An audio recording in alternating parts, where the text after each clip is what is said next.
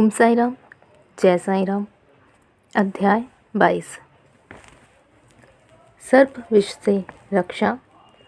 श्री बाला साहेब मिरीकर, श्री बापू साहेब बूटी, श्री अमीर शक्कर, श्री हेमाड़ पंत। बाबा के विचार। बाबा की सर्प मारने पर सलाह। श्री साईं बाबा का ध्यान कैसे किया जाए, उस सर्वशक्तिमान की प्रकृति अगाध है, जिसका वर्णन करने में वेद और सहस्त्रमुखी शेषनाग भी अपने को असमर्थ पाते हैं। भक्तों की रुचि स्वरूप वर्णन से नहीं, उनकी तो दृढ़ धारणा है कि आनंद की प्राप्ति केवल उनके श्री चरणों से ही संभव है। उनके चरण कमलों के ध्यान के अतिरिक्त उन्हें अपने जीवन के सर्वोच्च लक्ष्य की प्राप्ति का मार्ग विदित ही नहीं। हेमाड़ पंत भक्ति और ध्यान का जो एक अति सरल मार्ग सुझाते हैं, वह है कृष्ण पक्ष के आरंभ होने पर चंद्र कलाएँ दिन प्रतिदिन घटती जाती हैं तथा उनका प्रकाश भी क्रमशः क्षीण होता जाता है और अंत में अमावस्या के दिन चंद्रमा के पूर्ण विलीन रहने पर चारों ओर निशा का भयंकर अंधेरा छा जाता है। परंतु जब शुक्ल पक्ष का प्रारंभ होता है तो लोग चंद्र दर्शन के लिए अति उत्सुक हो जाते हैं। इसके बाद द्वितीया को जब चंद्र अधिक स्पष्ट नहीं होता, तब लोगों को वृक्ष की दो शाखाओं के बीच से चंद्र दर्शन के लिए कहा जाता है, और जब इन शाखाओं के बीच उत्सुकता और ध्यानपूर्वक देखने का प्रयत्न किया जाता है तो दूर क्षितिज पर छोटी सी चंद्र रेखा की दृष्टिगोचर होती ही मन अति प्रफुल्लित हो जाता है। इसी सिद्धांत का अनुमोदन करते हुए हमें बाबा के श्री चरण का भी प्रयत्न करना चाहिए। बाबा के चित्र की ओर देखो। आहा, कितना सुंदर चित्र है। वे पैर मोड़े हुए बैठे हैं और दाहिना पैर बाएं घुटने पर रखा है। बाएं हाथ की अंगुलियां दाहिने चरण पर फैली हुई हैं। दाहिने पैर के अंगूठे पर तर्जनी और मध्यमा अंगुलियां फैली हुई हैं। इस आकृति से बाबा समझा रहे हैं कि यदि तुम्हें मेरे आध्यात्मिक दर्शन करने की इच्छा हो तो अभिमान शून्य और विनम्र होकर उक्त दो उंगलियों के बीच वे मेरे चरण की उंगली का अंगूठे का ध्यान करूं, तब कहीं तुम उस सत्य स्वरूप का दर्शन करने में सफल हो सकोगे। भक्ति प्राप्त करने का यह सबसे सुगम पथ है। अब एक क्षण भी श्री साईं बाबा की जीवनी का अवलोकन करें। साईं बाबा के वास से ही शिरडी तीर्थ स्थल बन गया। चारों ओर से लोगों की भीड़ वहाँ दिन प्रतिदिन बढ़ने लगी तथा धनी और निर्धन सभी को बाबा किसी न किसी रूप में लाभ पहुंचा रहे थे। बाबा के असीम प्रेम, उनके अद्भुत ज्ञान भंडार और सर्वव्यापकता का वर्णन करने की सामर्थ्य किसे है। धन्य तो वही है जिसे कुछ अनुभव हो चुका है। कभी कभी वे ब्रह्मा में निमग्न रहने के कारण दीर्घ मौन धारण कर लिया करते थे। कभी दृष्टांत देते तो कभी हास्य विनोद किया करते थे। कभी सरल चित रहते तो कभी क्रुद्ध भी हो जाया करते थे। भक्तों को उनके मुखमंडल के अवलोकन, वार्तालाप करने और लीलाएं सुनने की इच्छाएं सदा अतृप्त ही बनी रहती। फिर भी हम फूलने ना समाते थे। जल वृष्टि के कणों की गणना की जा सकती है, वायु को भी चर्म की थैली में संचित किया जा सकता है, परंतु बाबा की लीलाओं का तो कोई भी अंत न पा सकता। अब उन लीलाओं में से एक लीला का यहाँ दर्शन करें। भक्तों के संकटों के घटित होने के पूर्व बाबा उपयुक्त अवसर पर किस प्रकार उनकी रक्षा किया करते थे। श्री बाला साहेब मिरीकर, जो सरदार काका साहेब के सुपुत्र तथा कोपर गांव के मामलतदार थे, एक बार दौरे पर चितली जा रहे थे। तभी मार्ग में वे श्री साईं बाबा की दर्शनार्थ शिरडी पधारे। उन्होंने मस्जिद में जाकर बाबा की चरण वंदना की और सदैव की भांति स्वास्थ्य तथा अन्य विषयों पर चर्चा की। बाबा ने उन्हें चेतावनी देकर कहा कि जहाँ तुम बैठे हो वहीं द्वारिका माई है। जो उसकी गोद में बैठता है वह अपने बच्चों के समस्त दुखों और कठिनाइयों को दूर कर देती है। यह मस्जिद माई परम दयालु है, सरल हृदय भक्तों की तो वह माँ है और संकटों में उनकी रक्षा अवश्य करेगी। जो उसकी गोदी में एक बार बैठता है उसके समस्त कष्ट दूर हो जाते हैं। जो उसकी छत्र छाया में विश्राम करता है उसे आनंद और सुख की प्राप्ति होती है। तदुपरांत बाबा ने उन्हें ऊदी देकर अपना वरद हस्त उनके मस्तक पर रख आशीर्वाद दिया। जब श्री बाला साहेब जाने के लिए उठ खड़े हुए तो बाबा बोले कि क्या तुम लंबे बाबा अर्थात सर्प से परिचित हो?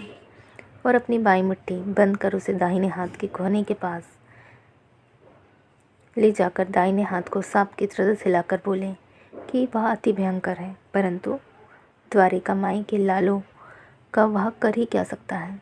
जब स्वयं द्वारिका माई उनकी रक्षा करने वाली है तो सर्प का सामर्थ्य क्या है।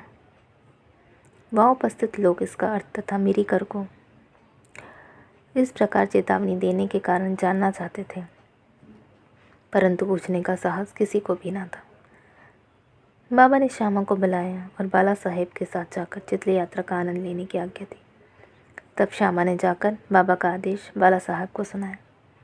वे बोले, मार्ग में असुविधाएं बहुत हैं, अतः आपको व्यर्थ ही कष्ट उठाना उचित नहीं।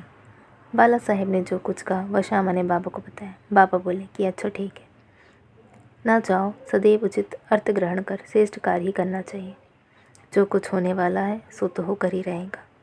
बाला साहब ने पुनः विचार कर श्यामा को अपने साथ चलने के लिए कहा।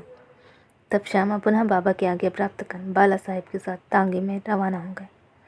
वे 9 बजे चितली पहुँचे और मारुति मंदिर में जाकर ठहरे। ऑफिस के कर्मचारीगण अभी नहीं आए थे, इस कारण वे यहाँ वहाँ की चर्चाएं करने लगे। बाला साहेब दैनिक पत्र पढ़ते हुए चटाई पर शांतिपूर्वक बैठे थे। उनकी धोती का ऊपरी सिरा कमर पर पड़ा हुआ था और उसी के एक भाग पर एक सर्प बैठा हुआ था। किसी का भी ध्यान उधर न था। वह सीसी करता हुआ आगे रेंगने लगा। वह यह आवाज़ सुनकर चपरासी दौड़ा और लालटेन ले आया। सर्प को देखकर वह सांप सांप कहकर उच्च स्वर में चिल्लाने लगा। तब बाला साहेब अति भयभीत होकर काँपने लगे। श्यामा को भी आश्चर्य हुआ। तब वे तथा अन्य व्यक्ति वहाँ से धीरे से हटे और अपने हाथ में लाठियाँ ले ली। सर्प धीरे धीरे कमर से नीचे उतर आया। तब लोगों ने उसका तत्काल ही प्राणंत कर दिया। जिस संकट की बाबा ने भविष्यवाणी की थी वह तो टल गई और साईं चरणों में बाला साहेब का प्रेम दृढ़ हो गया। बापू साहेब बूटी। एक दिन महान ज्योतिषी श्री नाना साहेब डेंगले ने बापू साहेब बूटी से कहा कि आज का दिन तुम्हारे लिए अत्यंत अशुभ है और तुम्हारे जीवन को संकटप्रद है। यह सुनकर बापू साहब बड़े अधीर हो उठे। जब सदैव की भांति वे बाबा के दर्शन करने गए तो वे बोले कि नाना क्या कहते हैं, वे तुम्हारी मृत्यु की भविष्यवाणी कर रहे हैं, परंतु तुम्हें भयभीत होने की किंचित मात्र भी आवश्यकता नहीं है। इनसे दृढ़तापूर्वक कह दो कि अच्छा देखे काल मेरा किस तरह अपहरण कर सकता है। जब संध्या समय बापू अपने शौच गृह में गए तो वहाँ उन्हें एक सर्प दिखाई दिया। उनके नौकर ने भी सर्प को देख लिया और उसे मारने को एक पत्थर उठाया। बापू साहेब ने एक लंबी लकड़ी मंगवाई, परंतु लकड़ी आने के पूर्व ही वह सांप दूरी पर रेंगता हुआ दिखाई दिया और तुरंत ही दृष्टि से ओझल हो गया। बापू साहेब को बाबा के अभयपूर्ण वचनों का स्मरण हुआ और बड़ा ही संतोष हुआ। अमीर शक्कर को हाले गांव का निवासी था। को भी हाले गांव का निवासी था जो कोपर गांव तालुकों में है। वह जाति का कसाई था और बांद्रा में दलाली का धंधा किया करता था। वह प्रसिद्ध व्यक्तियों में से एक था। एक बार वह गठिया रोग से अधिक कष्ट पा रहा था। जब उसे खुदा की स्मृति आई तब काम धंधा छोड़कर वह शिरडी आया और बाबा से रोग निवृत्ति की प्रार्थना करने लगा। तब बाबा ने उसे चावड़ी में रहने की आज्ञा दे दी। चावड़ी उस समय एक अस्वास्थ्यकारक स्थान होने के कारण इस प्रकार के रोगियों के लिए सर्वथा उचित थे, अयोग्य थे। गांव का कोई भी स्थान उसके लिए बेहतर होता, परंतु बाबा के शब्द तो निर्णयात्मक तथा मुख्य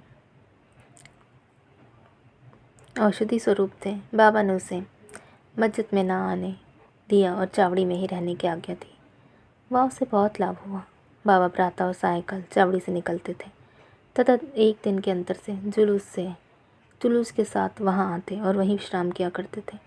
इसलिए अमीर को बाबा का सानिध्य सरलतापूर्वक प्राप्त हो जाया करता था। अमीर वहाँ पूरे 9 मास रहा। जब किसी अन्य कारणवश उसका मन उस स्थान से उब गया तब वह रात्रि में चोरी से उस स्थान को छोड़कर कोपर गांव की धर्मशाला में जा ठहरा। वहाँ पहुंचकर उसने एक फ़कीर को मरते हुए देखा जो पानी मांग रहा था। अमीर ने उसे पानी दिया, जिसे पीते ही उसका देहांत हो गया। अमीर किंकर्त विमूढ़ हो गया। उसे विचार आया कि अधिकारियों को इसकी सूचना दे दूं तो मैं ही मृत्यु के लिए उत्तरदायी ठहराया जाऊंगा और प्रथम सूचना पहुंचाने के नाते ही मुझे अवश्य इस विषय की अधिक जानकारी होगी। सबसे पहले मैं ही पकड़ा जाऊंगा। तब बिना आज्ञा शिरडी छोड़ने की उतावली पर उसे बड़ा पश्चाताप हुआ। उसने बाबा को मन ही मन प्रार्थना की और शिरडी लौटने का निश्चय कर उसी रात्रि बाबा का नाम लेते हुए 9:15 फटने से पूर्व ही शिरडी वापस पहुंचकर चिंता मुक्त हो गया। फिर वह चावड़ी में बाबा की इच्छा और आज्ञा अनुसार ही रहने लगा और शीघ्र ही रोग मुक्त हो गया। एक ऐसा समय हुआ कि अर्धरात्रि को बाबा ने जोर से पुकारा कि वो अब्दुल, कोई दुष्ट प्राणी मेरे बिस्तर पर चढ़ रहा है। अब्दुल ने लालटेन लेकर बाबा का बिस्तर देखा, परंतु वहाँ कुछ न दिखा। बाबा ने ध्यानपूर्वक सारे स्थान का निरीक्षण करने को कहा और वे अपना सटका भी जमीन पर पटकने लगे। बाबा की लीला देखकर अमीर ने सोचा कि हो सकता है कि बाबा को किसी सांप के आने की शंका हुई हो। दीर्घ काल तक बाबा की संगति में रहने के कारण अमीर को उनके शब्दों का और कार्यों का अर्थ समझने में आ गया था। उन्होंने अपने बिस्तर के पास कुछ रेंगता हुआ देखा। तब उन्होंने अब्दुल से बत्ती मंगवाई और एक सांप को कुंडली मारे हुए वहाँ बैठा पाया, जो अपना फन हिला रहा था। वह सांप तुरंत ही मार डाला गया। इस प्रकार बाबा ने सामयिक सूचना देकर अमीर के प्राणों की रक्षा की। हेमाड़पंत, बिच्छू और सांप। बाबा की आज्ञा अनुसार काका साहेब दीक्षित श्री एकनाथ महाराज के 2 ग्रंथों भागवत और भावार्थ रामायण का नित्य पारायण किया करते थे। एक समय जब रामायण का पाठ हो रहा था तब श्री हेमाड़पंत भी श्रोताओं में सम्मिलित थे। अपनी माँ के आदेश अनुसार किस प्रकार हनुमान ने श्री राम की महानता की परीक्षा ली, यह प्रसंग चल रहा था। सब श्रोताजन मंत्रमुग्ध हो रहे थे तथा हेमाड़पंत भी वही स्थिति थी। पता नहीं कहाँ से एक बड़ा बिच्छू उनके ऊपर आ गिरा और उनके दाहिने कंधे पे बैठ गया, जिसका उन्हें कोई भान तक ना हुआ। ईश्वर को श्रोताओं की रक्षा स्वयं करनी होती है। अचानक उनकी दृष्टि कंधे पे पड़ गई। उन्होंने उस बिच्छू को देख लिया और मृत प्राय सा प्रतीत हो रहा था, मानो वह भी कथा के आनंद में तल्लीन हो गया हो। हर इच्छा जानकर उन्होंने श्रोताओं में बिना विघ्न डाले उसे अपनी धोती के दोनों सिरे मिलाकर उसमें लपेट लिया और दूर ले जाकर बगीचे में छोड़ दिया। एक अन्य अवसर पर संध्या समय काका साहेब बाड़े के ऊपरी खंड में बैठे हुए थे। तभी एक सांप खिड़की की चौखट के छिद्र में से भीतर घुस आया, कुंडली मारकर बैठ गया। पत्ती लाने पर पहले तो वह थोड़ा चमका, फिर वहीं चुपचाप बैठा रहा और अपना फन हिलाने लगा। बहुत से लोग छड़ी और डंडा लेकर आए दौड़े, परंतु वह एक ऐसे सुरक्षित स्थान पर बैठा था जहाँ उस किसी के प्रहार के कोई भी असर न पड़ता था। लोगों का शोर सुनकर वह शीघ्र ही उसी छिद्र से अदृश्य हो गया। तब कहीं सब लोगों की जान में जान आई। बाबा के विचार। एक भक्त मुक्ताराम कहने लगा कि चलो, अच्छा ही हुआ जो एक जीव बेचारा बच गया। श्री हेमाड़पंत ने उसकी अवहेलना कर कहा कि सांप को मारना ही उचित है। इस कारण इस विषय पर वाद विवाद होने लगा। एक का मत था कि सांप तथा उसके सदृश जंतुओं को मार डालना ही उचित है, किंतु दूसरे का इसके विपरीत मत था। रात्रि अधिक हो जाने के कारण किसी निष्कर्ष पर पहुंचे बिना ही उन्हें विवाद स्थगित करना पड़ा। दूसरे दिन यह प्रश्न बाबा के समक्ष लाया गया। तब बाबा निर्णयात्मक वचन बोले कि सब जीवों में और समस्त प्राणियों में ईश्वर का निवास है, चाहे वह सांप हो या बिच्छू। वे इस विश्व के नियंत्रण करता है और सब प्राणी सांप, बिच्छू इत्यादि उनकी आज्ञा का पालन किया करते हैं। उनकी इच्छा के बिना कोई भी दूसरों को हानि नहीं पहुंचा सकता। समस्त विश्व उनके अधीन है तथा स्वतंत्र कोई भी नहीं। इसलिए हमें सब प्राणियों से दया और स्नेह करना चाहिए। वैमनस्य या अहंकार, वैमनस्य संहार करना छोड़कर शांत चित्त से जीवन व्यतीत करना चाहिए। ईश्वर सबका ही रक्षक है। श्री सद्गुरु साईनाथ अर्पणमस्तु। शुभम भवतु। ओम साई राम, जय साई राम।